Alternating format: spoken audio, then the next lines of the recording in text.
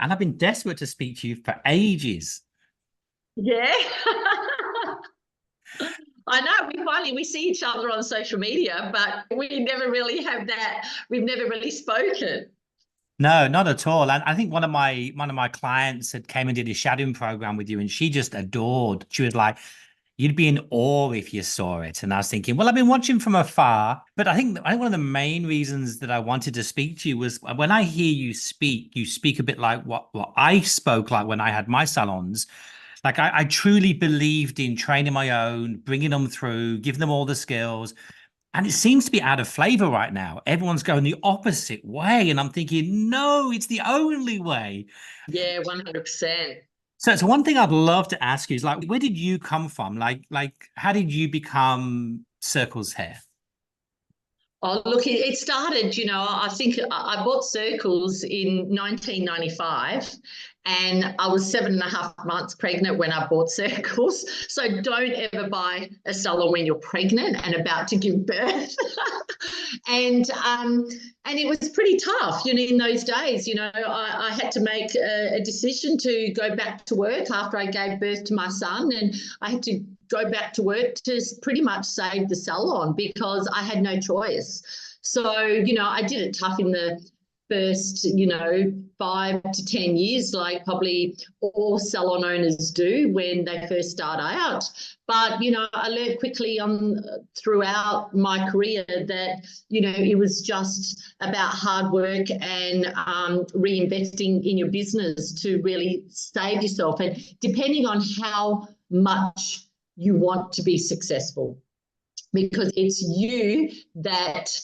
you're the one that you can do anything you want, but it's up to you if you want to drive those particular goals, depending on how desperate you want it. And I really wanted to make my mark in the industry, that's for sure, to show everyone that you can be successful, especially as a woman, that you can have probably one of the most successful salons in Australia. Yeah, and the one thing when I migrated to Australia 20 years ago to New South Wales, a little village just north of New South Wales, north of Sydney, the Central Coast between Sydney and Newcastle. And the one thing that shocked me was most salons had about 5 or 6 staff everywhere. No one had big numbers like in England. And you have Yeah. how many staff? You have huge amounts. Yeah, we have 52 across 2 locations.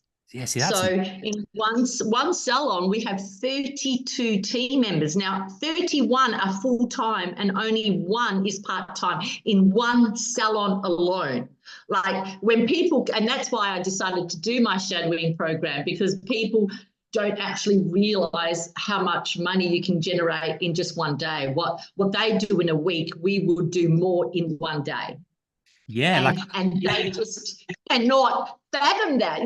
They just go, oh my God. Like, and I share all my KPIs with all the salon owners because I want them to really see the potential of what they can achieve as well. Do you know? yeah, and one thing like I counted 8 basins salon. I think I counted them on one of your videos. Thinking, okay, there's 8 basins. You must, and my maths were going, okay, you must have. If you want to have 30 staff, I worked out the numbers, thinking, okay, if they're full time, I know exactly if you're good at what you do, how much money you can make. I could just work that out, right, really pretty quickly, which is phenomenal for anyone. One of the biggest things that we struggle with in the UK and the salons I look after in Australia is keeping staff. Like you must keep them if you've got that many. How do you keep them? Look, I just think we as salon owners, we have to make sure that they have the potential to earn good money in your salon. And, we have to have realistic commissions and uncapped commissions as well. So then they feel that they have a future in your salon and your brand. And that then, if they want to go out on their own, that's okay. But we try to have that conversation with them before they even think about going on their own, where I think a lot of salon owners don't want to have that very awkward conversation because they can't even make their own wage, let alone, if a staff member says, I want to reach a 6-figure salary. Well, sometimes the salon owner isn't even reaching a 6-figure salary. So they're thinking, well, how the hell am I going to give you 6 figures when I'm not even taking that?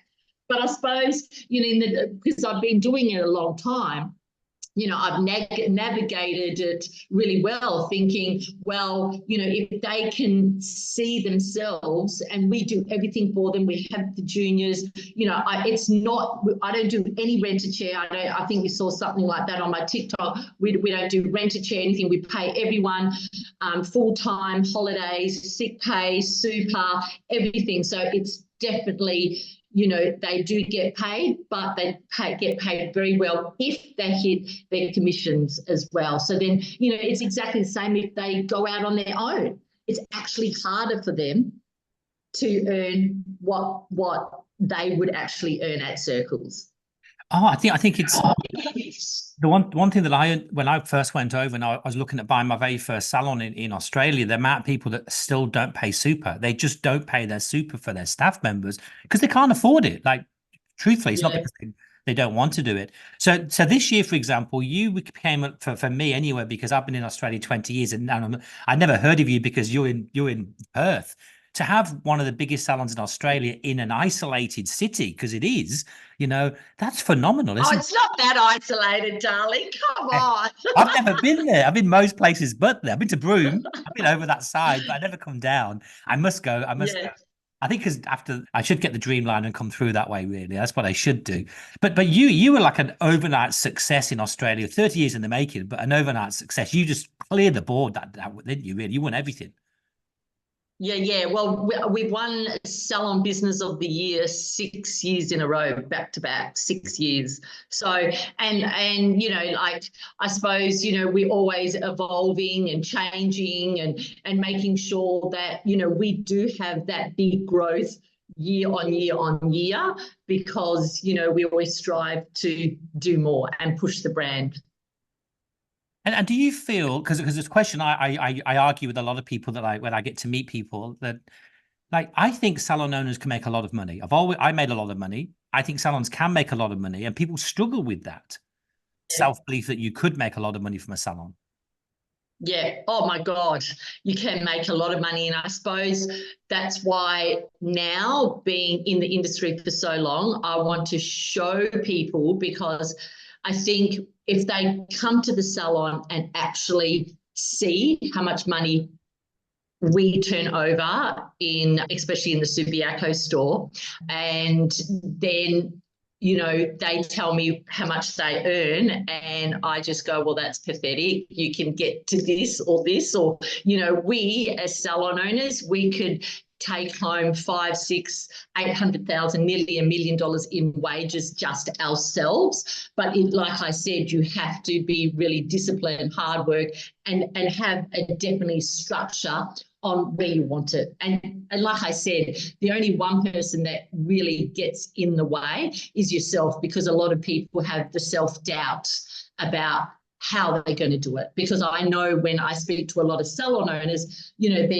they're making 20 grand a week, $20,000 a week. They really don't know how to get to that next level and how to jump an extra 10. Where when they come and see me, for me, it comes naturally. I just go, well, I could come in your salon. I could make you 10 grand within, the first week. And I think after them spending 2 days with me, we actually tell them how we do it. And I think when, we're such creative people, and I think when they come and spend a couple of days with me, they actually think, now I understand, because we are creative. We love doing hair. We hairdressers. This is what we do. And sometimes we aren't the most fabulous salon owners, like salon owners, like business owners. And we put that secondary, and we always concentrate on doing good hair more than running a business.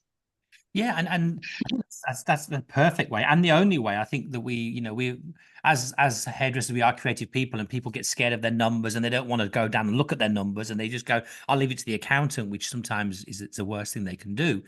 And we hear all the time that they say the youth of today don't want to learn, the youth of today are not good. I love the youth of today. They're like sponges, so if you give it to them, they want to run.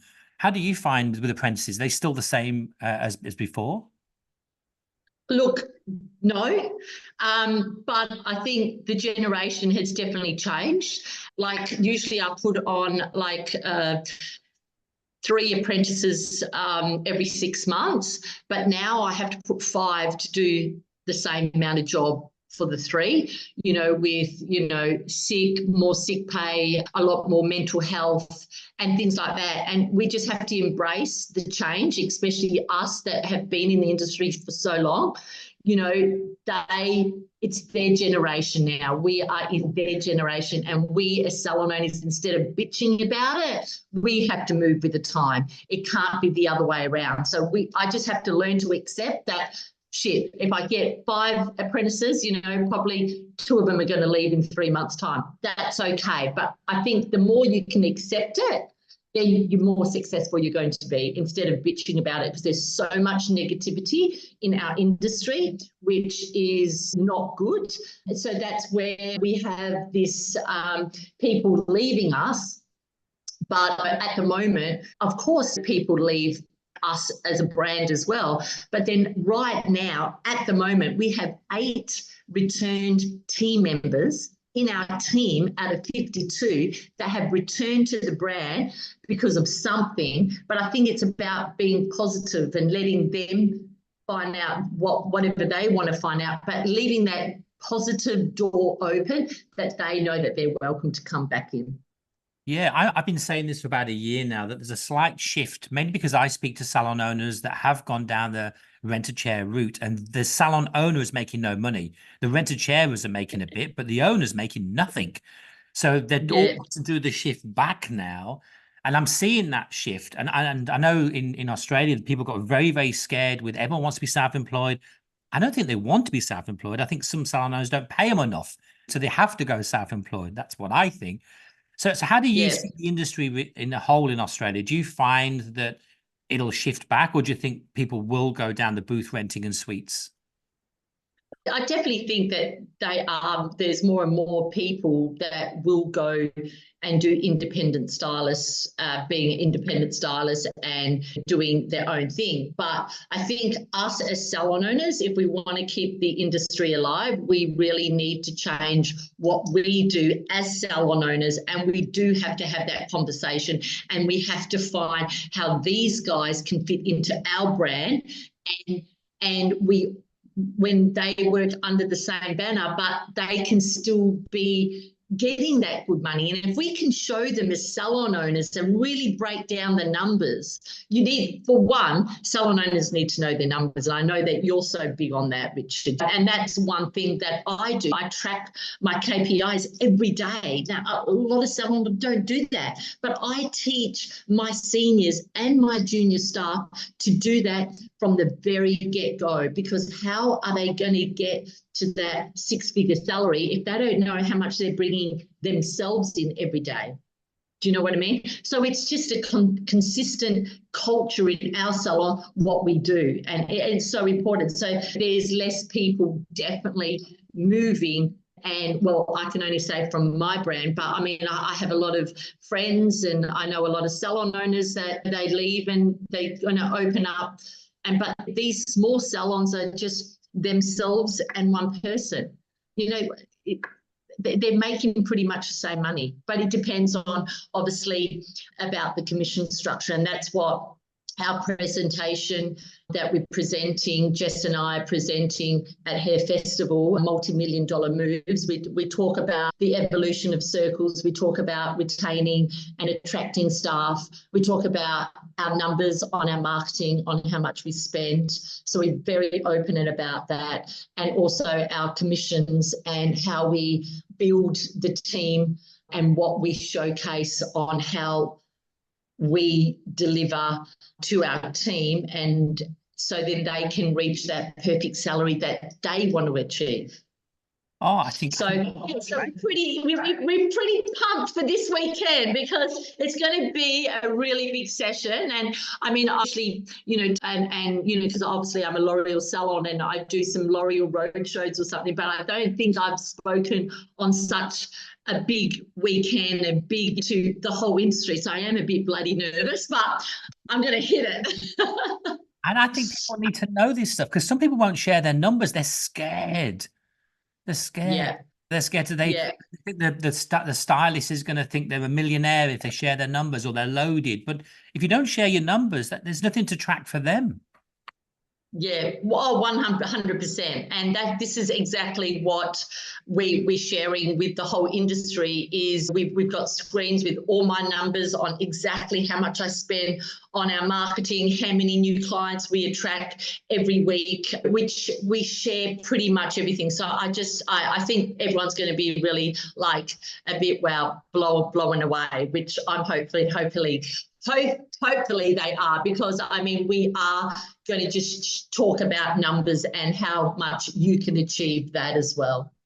That's awesome. And what advice would you give to a salon owner today? Well, definitely know your numbers, Mm. track your own KPIs, and really have those strong goals, because a lot of people didn't know that they can't see where they want to be in 5 years' time. Where when I was like broke, had no money, because my parents never came from money, so I started pretty much with nothing. So I really think that I'm a real goal setter. So I think just having those strong goals and making sure you revisit those goals on a weekly, monthly, yearly, until you know where you're going to go. Because I always, even when I bought Circles, I always knew that I wanted to buy my own premises. And now both of those salons, I am the landlord as well, which I've set myself up, because I bought that before I even bought my own house. Because I said to my husband, I'm going to be the landlord, because I rather just be renting in a shithole, and I just had a vision, and I suppose it just depends on how strong your vision is. I think that's great. I think that's an off topic, two things, because like you're an inspiration to most people. Hopefully they'll take something away this weekend and like absolutely run with it. You don't need a lot to Yeah. start, do you? You just need a little bit of confidence and hopefully they will run with that. Yeah, hopefully if they say remember one thing of the weekend, one thing if they hopefully remember is like look at your numbers and I think that we are writing new chapters in our own book every single day. And I think a lot of salon owners think they're still stylists. I think they do. Yeah, 100%. But I really feel that there's a lot of salons that I speak to, they don't invest in their salons. They don't invest in their salon brand, but their expectations are very high. But then they don't have a clear structure or a procedure on how they're going to get that. That everyone wants a multi-million-dollar revenue, but they're just doing that, crossing their fingers, but they're not reinvesting. And for the first 6 years, when I made that choice to prioritize Circles before my own son, terrible, but that's what I did. I mean, he's okay now. He's 30 and he works for me, so he's not, he's all okay. It really just, I actually gave up. I sacrificed my wage for the first 5 6 years and reinvested, because I knew, like I said, I couldn't fail. I didn't want to fail, and no one fails in business. Let's face it; they just simply give up. I think once the salon owner loses their mojo, which is what happens when they don't pay themselves any money, the salon looks a bit drab, they're struggling, they don't know how to market their business, and then they just give up themselves. I totally agree. Yeah. So, The, it just depends on how much you want it and what sort of vision, and writing down your goals. But definitely, you just have to invest in your business 100%. yeah, And being an older salon owner like myself, I brought Jess into the business. She did work for me for 5 6 years, and I loved Jess because she challenged me from the very beginning. And that's when we had a conversation, and that's when I said to her, let's open up a second location, because Subiaco was at its full capacity, and it still is now. I can't fit any more than 32 team members in there, 36 chairs and 8 basins. But so that's why now 8 years ago, we opened up a second location, And now we in renovations right now to extend that second location, and that's going to have chairs of 25 chairs or 26 chairs. So my goal now is to really what we've got in Subi is we're going to just make sure that the revenue comes out into this second location. But, you know, and they're only 10 or 15 minutes away from each other. So it's not like they're on the other side of the river, because the property came up and I loved it. It was a little old house. I bought it. And then I thought, oh, shit, that was maybe too close. But going on 8 years later, it's going really good. That's great. Well, I like the fact it's on one floor. Like one of my biggest clients I look after, she has 100 team members in one salon, but it's over 5 floors. So it's a lot. And it actually has a restaurant on the 4th floor to feed all the clients so they can order food and stuff. Oh my God, I would love that. I would thrive. Oh God, you have to put me on to her, because if I ever come to the UK, that's the salon that I want to see. Do a podcast or something with her? Or not? No. She's a beautiful soul. I'm getting married this year. She's coming to my wedding. I've been working with her for a lot of years. I've become friends. But because it's over 5 floors, doesn't feel very big, you know, because it's a strange thing. But when yours on 1 floor, you can see the impact, because you know each floors are busy, but you have to go up and down these old stairs. It's an old building in the middle of London. But it's crazy when you see 1 floor, the buzz on 1 floor as opposed to separate floors must be huge. Yeah. Oh my God, that's full on. Full on 100. Wow. Two things off topic. So I'm not going to record this. I'm going to delete this out so first of all, I know you endorse, and I've never done this yet. I sit on the fence for ages, and like we do fairly well. I have big bills just like you do, but you endorse using the American Express so you can get flights. Is that easy to use? Yes. Oh my God, I can't live without it, because, you know, and it's really funny because I've been with American Express for like 12 years, and it's funny because I do pay a lot of I pay my taxes, I pay all my stock, and it was only when I put it on my TikTok, I think one of my bills was in 1 month 436,000, and someone, the BBC, contacted me from the UK and said, oh my God, can I do a story on you? Like you're paying for your staff's boobs on there, and you know, it just went crazy. But I run my business through Amex because, one, I do get a lot of points, and those points, what I do is I share with my staff to make it an incentive. There is, like this weekend, flights and going to Europe, and I don't know if you saw recently, I'm going to Europe in another 3 weeks or so. So when I'm away, I will give a business class trip away, depending on what they do, things like that. I accumulate a lot of points, but I have to make sure that then it's exactly the same. You reinvest back in your business, and you reinvest those points into your business to really keep that morale, that people will have that experience to maybe fly business class, where maybe they would never ever have that experience again. So they know that if they work hard and they build up their client ticket, they know that they will get rewarded as well. Yeah, I just keep paying for my business class tickets. I'm crazy. I'm thinking, why am I doing that? Oh my God, you cannot. Oh my God, it's just like the best. Yeah, but I try to work it out. I know you use something else as well in Oz. We can pay our taxes with something else, which is not Amex. Yeah, pay.com. Yeah. Pay.com. But you know, when Natalie Ann came to see me, and she was Natalie Ann, you know Natalie Ann, and she came to see me, and she was telling me, oh, it's so expensive. I paid $7 grand to come from Sydney to Perth. And I said, are you joking? I told her off, and I said, well, you're not leaving the salon. We set her all up, and then we set her up with 3 cards, and instantly, because when you set up and you got approval, she got approval straight away. I mean, we got her within an hour of setting her up, 1 first-class ticket to Paris, and she put it on my TikTok. She said, I cannot believe it. Sharlene busted my balls, but look what she's given me. So I showed her all that, and especially with the shadowing program, I think we do it what we don't just say you should change this, you should change this. We look at the back end, we look at the marketing, and now, like I mentioned, my son works for me, and he's very, very smart in the marketing area. So he does spend a lot of time with these guys, and we do it for them, so they don't go back in the salon and have a 10, like a whole list, and think, oh my God, now I have to have an IT guy to set all this shit up. We actually do it for them.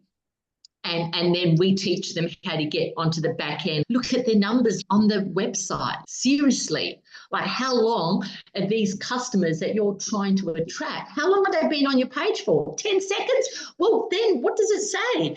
Change your bloody website out. Do you know, like, and I think it's just going back to basics and really breaking down the levels of your business. Yeah, and I'd like to. I'm working on something at the moment, and I'd love to talk to your son about it. It's very unique. It's in the hair world. It's been under wraps for a long time. We're doing it in about a month's time. We're doing a live event here in the UK where we're going to give it to some of my clients. But I'd like to show it to your son if he does marketing, because it's quite unique where you could put, for example, you could put a post out on Instagram or TikTok or Google, just a post. And if anyone comments on that post, just a comment, it starts an automation in the background. You can send them text messages, emails, and contacts them direct out of TikTok and into their private space, let's say. It's really quite unique. So when you put a reel out there, if someone says, oh my God, I love this, and you've got 400 people will be sucked into your database, and then you can build automations to win them into getting into the salon. Really cool. There's nothing like it out there, but I'd like to show him the back end and see if it's something that he would like. And I'd give it you. You can have it. It's sort of thing that... Yeah, I'd promote it. But yeah, I think because we do a lot of automation and everything, but I think I would really like you to maybe talk to Declan and see how that would fit, because we do a lot of automation through Slack, and he has built different channels going into Slack. So when someone starts up and we use Zero, we just send them a form and it goes into Slack and straight into Zero. We don't have to do it because it goes, once they send it, it goes straight into Zero. We don't have to type it back up. And he is, like I said, he's very clever. So he's built some really great automations up. So I would really love him to talk to you to see how that would all join up together. Oh, it's amazing for social media. Like literally you would have, like what we're building is Instagram, Facebook, so Messenger, Instagram. You can put a post out there, and if they comment on a special keyword, so you could say, for example, hey guys, if you're interested in getting a color next week, just mention the word color. And if someone writes color, that's it. You can just start having a conversation with them, and AI takes over and has that physical conversation. It's quite strange to see. And you've done nothing. And it just sends them into the appointment page and books them in your appointment book. So it's quite a unique thing.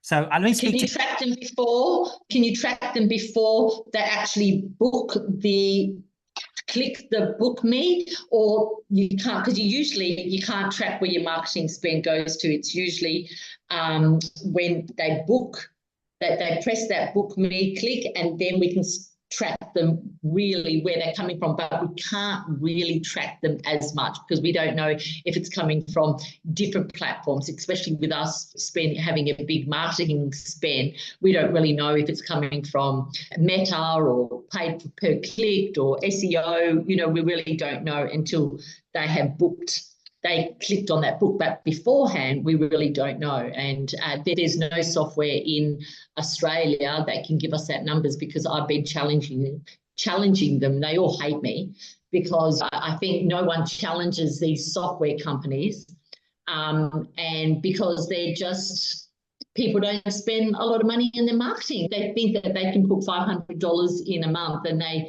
they expect to have X amount of new clients. It's not the case because it's so competitive now. Yeah, so my friend is geeky on that, and we're tracking everything where they come from. So we can track if they come from Google, we can track if they come from your website, we can track if we do the comments, they come from Instagram or Facebook or TikTok. We can track that. So we can track them for the moment they see your post. We can track them as they come along to a landing page. On the landing page, we can track them till they click the button. And if you can put a thank you page on your when they book online, and you've got a thank you page built into that. We can track when they book. We can follow the whole process. Yeah, and we can also follow it if they don't book. So if they've come along and they don't book, if it starts putting their names and contact details, so you can send a message, hey, you didn't book, come on. So we can track all that. Yeah. But let me show you. Let me reach out. Yeah, can you show it? Yeah, we can set up maybe set up a Zoom meeting with Declan, and I'd love that. That would be amazing, because if it's something that really fits in to our brand and our business, I mean, I will be the first one, and I can see if I can really see that it's really working. I'd be pushing it out to every person. Believe me, because if I believe in something, I will push it. Yeah, let's speak to him and see what it's like, because it's very unique. The fact is that normally from TikTok, you can't physically drive people, but this one, it will drive it by just commenting in a word, just commenting on things. Wow. So if you put a post on Instagram with a balayage and go, hey, who likes this type balayage? Then literally once they type that, AI can take over, or the automation can take over, and it just drives them step by step into your salon. It's unique without just doing it.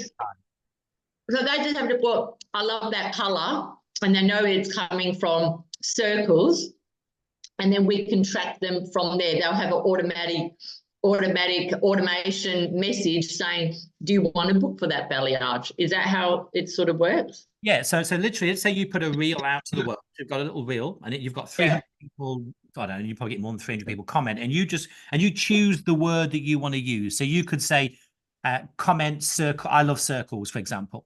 Whoever writes "I love circles." By the way, this is forever, not just on that day. So if that post stays live for a year, "I love circles," you can automate an email that goes out, an SMS that goes out, but it will speak to them via the DMs, because you can pre-program what to say. I'm glad you love it. Are you interested? Do you want to book an appointment? And it just does that.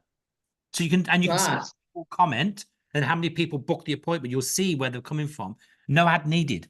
So this is all without advertising spend. But if you want to boost that, I mean, Jesus, you don't need, for the amount of views you get, you just need to monetize your views now. That's the different story. This is not advertising. We do. My friend, we just started a business advertising, because salon owners are rubbish at advertising, and we've got a few cool things that work like this. But this one is just for people who need to monetize the fact that they do really well with their Instagram. You get a lot of views, but you're not getting money from it. So this monetizes it, which is huge. No one's ever done it before. Let me show you the back end, and you'll see it. And if you like it, then you can want to go with it. Beautiful. I'm excited. So just send me sometimes next. I mean, Declan's in Perth, so he can just jump on and have a quick chat with you. You know, like there's maybe next week sometime. Maybe we just do it next week when I get back. Yeah. Maybe make it like next Wednesday or next Thursday, something like that. That would be great. Yeah, let's do that. I think that'll be good. And then we can show them the back end, and they can explain, because you can bung Slack in there as well. So that's fine. Slack works in there, Zero works in there. But it really is, it's aimed at a marketing section. It's like, if I want to really monetize Instagram, or you monetize Instagram and Facebook, TikTok, you can post out of that. I don't think it does the comments, but it does even the DMs. If you DM'd on anything on Instagram, it goes straight into the machine, and you can just start an automation, whatever it is. Right. So literally. So you just have that relation. You're building that relationship before they even customers, which is amazing. Oh yeah, and the fact that it's hands free for you. You know, you don't do anything once you put that. All you would do is put your post out. You know, like you would do anyway. Yeah. You know, you'd put it out, and that would be it, and it would send stuff off. So it's really quite a cool thing. But I'll show you next week, and you can see what it looks like. Exciting. Yes. It's good. Fantastic. And thank you so much for your time. And I hope you have an epic few days. I do. And next time you come to Australia, please pop into Perth. I want you to come to the salon, both of the salons, and I'll show you around. All right, definitely. We'll definitely do that. We'll pop in. My partner wants to go over to that side of the Australia. She's never been. My friends just drove up from Margaret River all the way up to go swim in Exmouth with the whales. With sharks. With the whales, yeah. He's got a house over there, but it's just something that I've never done, because because of COVID as well. My mum passed away in COVID, and I had to leave Australia before they locked the borders because of it was like, I had a plane booked, and then someone phoned up and said, "We're going to close the borders. Like, if you don't leave today, you're not getting out." And we're going, "Yeah, but my mum's had stage 4 cancer at the time." So I just jumped on a ship and came here. And then I got locked out, like everyone does. And then I met an English girl while I was over here. So now I'm like living in 2 countries. It's like every 3 months, like every 3 months. And that's what drives me mad. Every 3 months, I fly business class back to Oz. It costs me a fortune. And I'm thinking, why am I not just You're running your business wrong, Richard, darling. bonkers? I advise everybody who don't I advise tell me. you, I should have actually small shares on Amex. That's how much I bloody promote that thing. I tell you. Well, even I think it was who was it that gave me a link? It was Sam who did the shadowing from you. Sam. Oh yeah, That- Sam. She Yeah. gave me a link and said, "Look, here's a referral link. Use that if you want to. You'll get 250 startup." And I'm thinking, oh, okay. And I still didn't get around to doing Yeah. it. Oh, look, see, I must have brainwashed Sam. And then she's come to me and now she's telling you to do it. Yeah. That's funny. I Oh, love it.